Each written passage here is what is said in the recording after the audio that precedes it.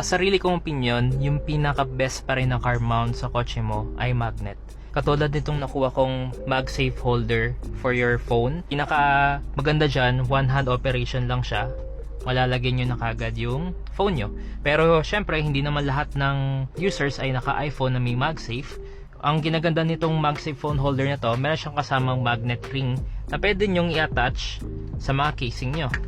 Ayan, pwede siya ilagay dyan, adhesive yan.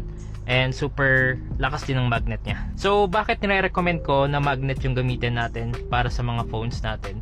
So, bukod sa sturdy siya, hindi siya aalog kahit na mag-overlanding kayo, kahit mag-camping niyo sa sasakyan. For me, mas sturdy yan. And pwede mo siyang i-rotate nang walang problem. Ayun no, sobrang lang, smooth lang. Versus dun sa mga nilalagay natin sa air vent, katulad nito, or katulad nito, or katulad nito.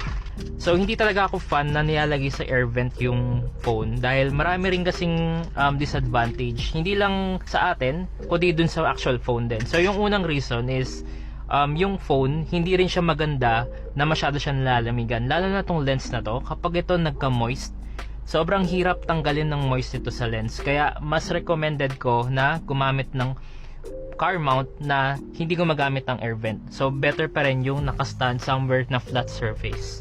Ayan. Tapos yung another reason is, ang init na sa Pilipinas guys, parang ang hirap naman na tatakpan mo pa isang vent mo. So, maaring ikaw yung mag-sacrifice o yung katabi mo na mawawala ng aircon vent. Ngayon, summer pa naman, sobrang hirap. Kaya, better pa rin yung magnet for me. Mas safe siya. In case of emergency, madali siyang hugutin. Ang kinaganda rin nito, kahit na ilagay mo tong cable, hindi siya nakaharang. Ayan, diba?